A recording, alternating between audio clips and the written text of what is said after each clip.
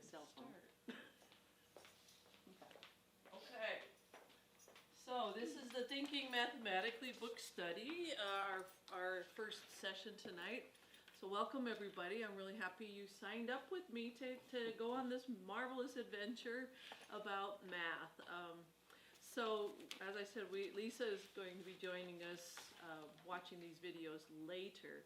So for right now, we're going to go around the table, introduce ourselves, and just what school are you from, and what grade level do you teach, and what is it about the, math that you like best? Okay, so Barbara, you want to start us? Yes, Barbara Barr, Mary Purcell, second grade. And what I like best is there's many, many ways to get to the answer. So I like. I'm Isabel Bing, and I'm third grade at Mary Purcell. And what I like best is how excited kids are when they've been struggling with math for a really long time, and then there's a breakthrough. Hi, Lisa. I'm Shauna at Shauna Johnson at Evergreen, and I teach fourth grade. And what I like best through this process is just listening to my students interact with each other on the answers. It's just amazing where their thinking is going. So.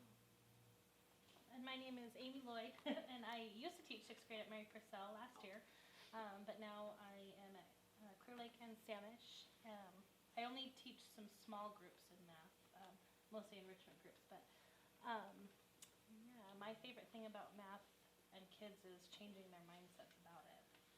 Okay. And I'm Barb Brock. I'm the elementary math lead, and my favorite thing about math is math. No, through the CGI book studies and work that I've done with teachers and kids, it just warms my heart to see what kids are capable of when they're allowed to use what makes sense to them. I was in a kindergarten class just this afternoon, and they were doing they'd done a math problem, and they were debriefing on the math problem, and one of the kids had built with cubes. It was 8 plus 3, basically in a story problem format.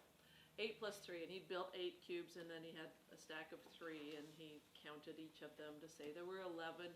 And then another student had, she calls it power punch, where basically you grab the 8 and then you count on. So they had power punched 8 and said 9, 10, 11. So they knew that they were at 11 when they added 3 more. And so she had them talk to each other about, how are these two strategies similar and how are they different? And one little girl said, well, it's more efficient to do the power punch. And I just like, oh my gosh, I got chills thinking, oh my gosh. I even tweeted it, so if you're on Twitter, you'll see my picture of the problem and that little blurb about it. If you're not on Twitter, you need to get on Twitter, because there's some cool math sharing that goes on Twitter. So anyway, we're going to, as I said in the book study yesterday for Barbara, this is a repeat, and Shauna, this is a repeat, but when I do a book study, I really believe that we should be collaborative in this process, and that we, if there are things you really, you want to bring to the table to talk about, please feel free to do that. It's not me, it's not the Barb show, it's our show. So feel free to bring successes, bring challenges, things that you want to discuss out of the book if I don't bring those up. So feel free to do what I want this to work for you. So that being said, normally what I like to do is to have a discussion about what you've done in between sessions. So since several of you have mentioned that you did something around the equal sign, I'm guessing. So great, let's go. Then let's start with that. Let's start with what you found out, what you did, and what you found out. So who likes to go first? I'll go first.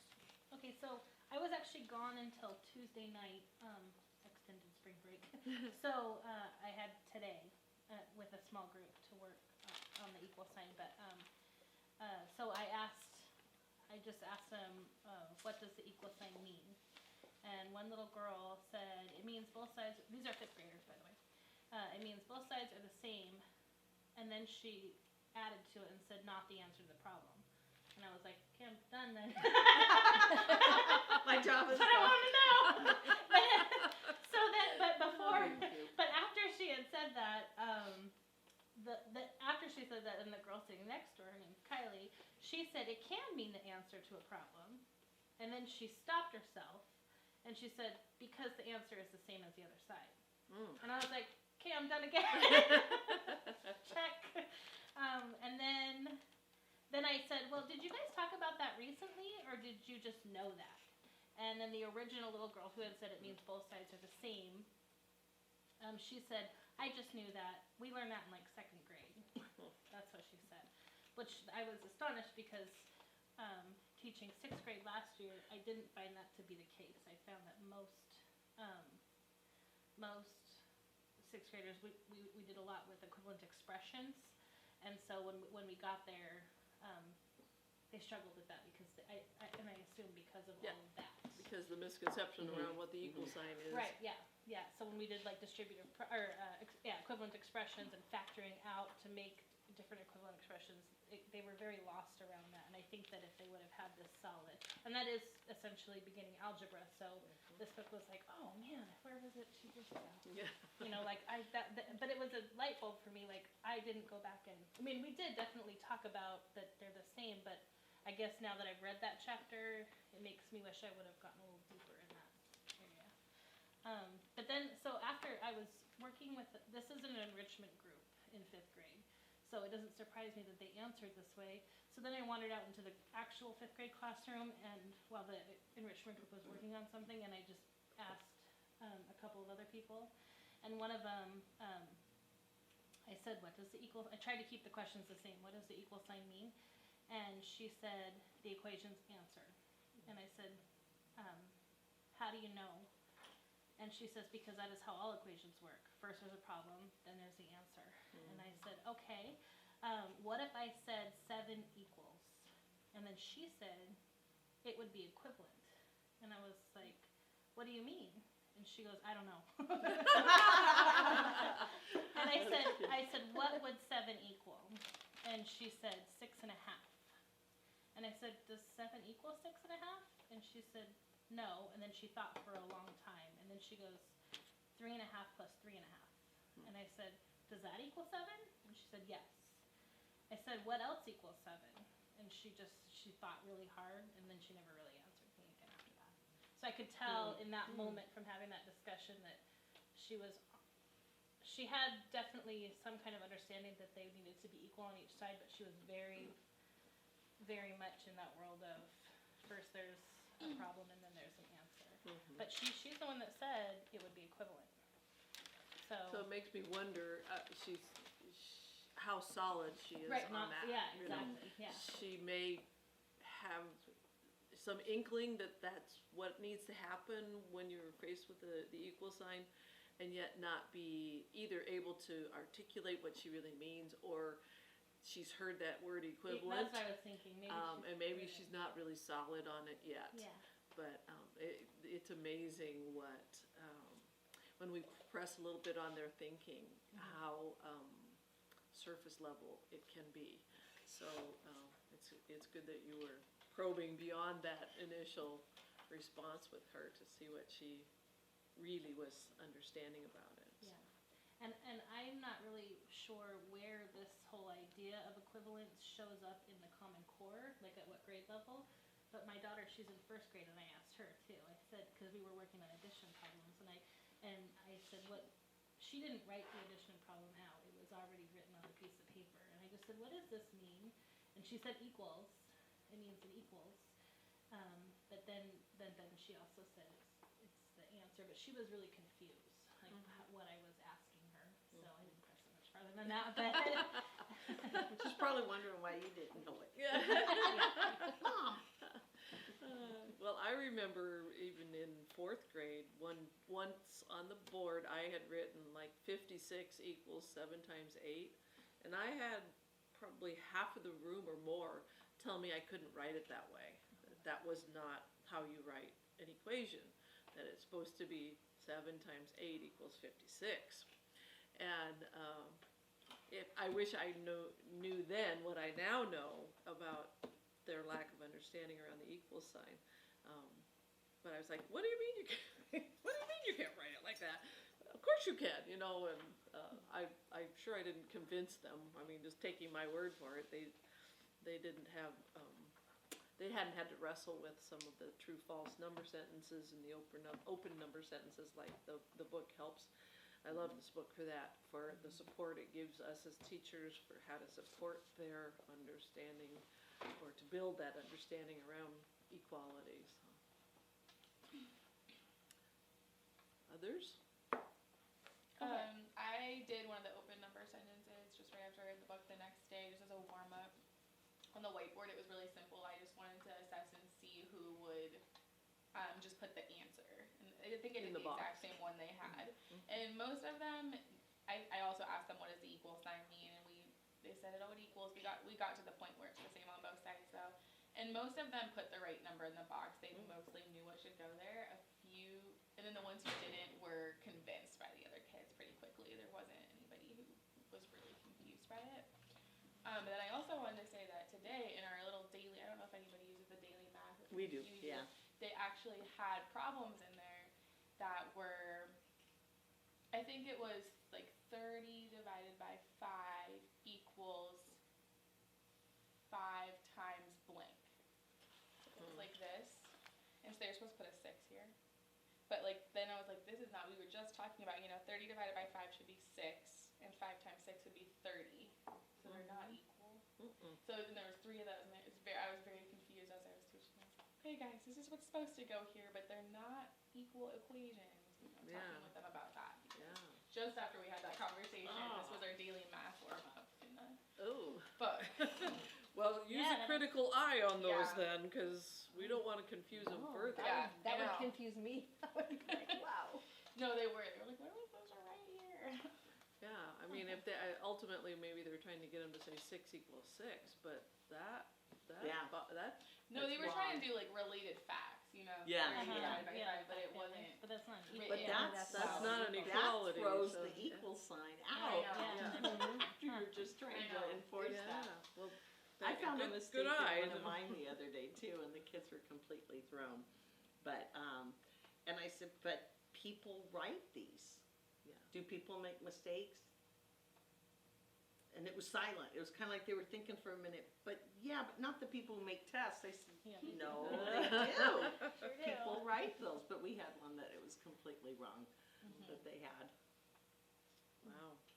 Well, use your critical eye when Yeah. you're looking at, pre-made materials, because they're not always perfect. So, wow. That kind Or of- even you as a I'm ready to teacher write them. trying to figure out what their message is. You're trying to like, oh, what do they want? Yeah. No, and when you were talking about your kid at the beginning, when you were saying, got it, I have to stop that as a teacher, and go deeper.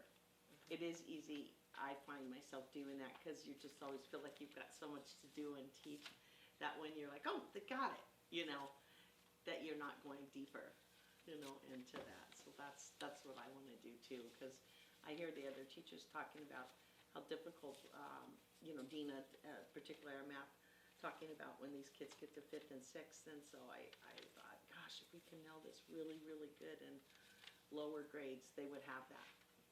Yeah. My kids said some.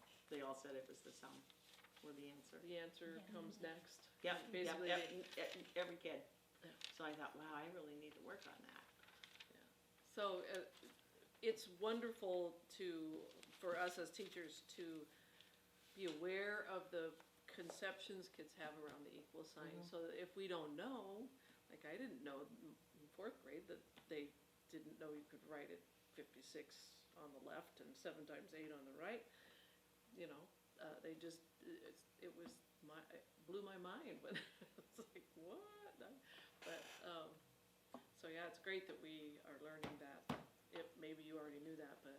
I love this book for that, if nothing else. Yeah. I know that last year after we read this book, the K and 1 at Mary Purcell, Paula and Janae were there, and anyway, they began to do some work around the equal sign. So and so you're building that foundation, and that hopefully, more exposure to conceptions around the equal sign, the more solid they'll become, so that when they're in 5th and 6th, they've got it and they're ready for algebra, more algebraic reasonings. Yeah. Donna. I didn't think too hard. I just did one in the book, and I love. And you hold it up so Lisa can see. Oh, it. yes. So we did this problem, Okay. and I love this book because they always tell you all the different answers that the kids will say, and my classes seem to prove true. I always get the ones that are, they think it's 12 goes in the box, or 17. I have those answers, both of those in mind today. And now I look back because we did another problem on the back. Some of the kids erased their answers and put in 7 after we had our big discussion. But the one girl who came up and she had 12 in there, I told the kids, okay, you can't tell when you respond to the question, you can't tell her what to do. You can only ask her questions. So you can ask her why, or you can't put your comment, or I did this instead, why didn't you, kind of thing. But so they asked her, why did you put a 12 there? And she said, I swear, right from the book, I put a 12 there because 8 plus 4 is 12. And then the next person raised their hand and they said, well, what about the 5? Oh, I just ignored it. Or whatever Right, they said in the right. book, the kids It was would say, my student said that. And so we discussed it, and there was a lot, though, as I went around, there was a lot that said it's equal, it's the same on each side. And then one little boy looked like he's minusing 1 and plussing 1. Oh, cool. He came up and shared, this is a special ed student. Lovely. It's really hard to read his writing, but his math brain is all on. And he said, I noticed that when you look at the equation, if you take 1 away from the 8, because this is a 7 here, but on this side you added 1, so then he was trying to describe how you could just change the number, and then you could really see that they were equal. I thought, okay. I'm Awesome. always That's just blown great. away. What grade level is this? 4th great. grade. So then I did this. I'm not always fancy. I don't always type stuff up. I'm just writing stuff on the fly sometimes. But so I told the kids, this was their homework tonight, that I said, we noticed that the 7 was 1 less than the 8 and the 5 was 1 more than the 4, and this made the 12 equal 12. I said, this strategy worked for this problem. Would it work for any others? Oh. So I asked them to come up with 3 examples, and I said, can you use 2-digit numbers or 3-digit numbers? Because I could see them come back tomorrow with. So I'm challenging some of my kids. That's their challenge tonight for homework. But pretty much, a lot of them knew it. The ones that didn't did exactly what the book said. You know, the 12, or they put a 17 in there. So. Lovely. So he didn't even, he did, He did 7. he's, He did and he this. solved it for 12 and 12. Yeah, and see, look, he wrote the. Right, 12 so that's equals 12, and that Yeah. is 12, and Yeah. then it's like. But he also, do you know which he did first? Did he do He did the 12 and 12 first. he did the 12 and 12, and then he figured out that Then when he was up explaining, then he said, well, see, it's just the plus 1 here and the minus 1 over here.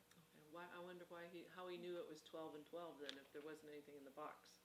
He put the 7 in the box. He knew the 7 went there. Oh, so you put the 7 first. He put the 7 He first. put the 7. I'm sorry, he put the 7 first, and Okay. then he drew the lines down for the And 12. then he was proving that they're equal. They're equal, by 12, yeah, and so- then he was okay. doing this, I thought, why are you writing minus 1 plus 1?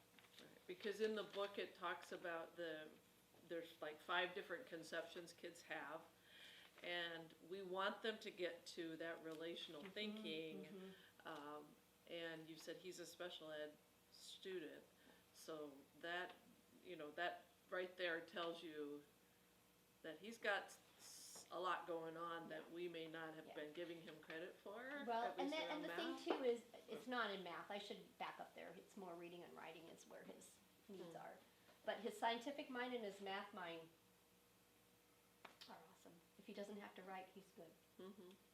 So he's where we want all our students Yes. to be. Yeah. We want them using that relational thinking so that they don't always have to solve the equations on both sides in order to decide if it's true or false or if there's equal.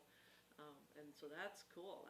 That he's I just there. last year when I did that with a group, my kids finally did get to that. Oh look, if I just take 3 away from there, then this number over here is going to be 3 more, and then it's going to be equal on each side. I had no idea that anybody would even come up with that this quick.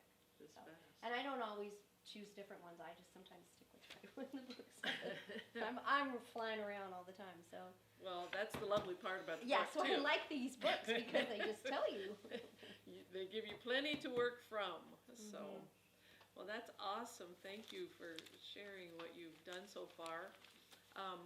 So I'm going to have us take a look at we read the foreword, we read the introduction, and then chapters 1 and 2.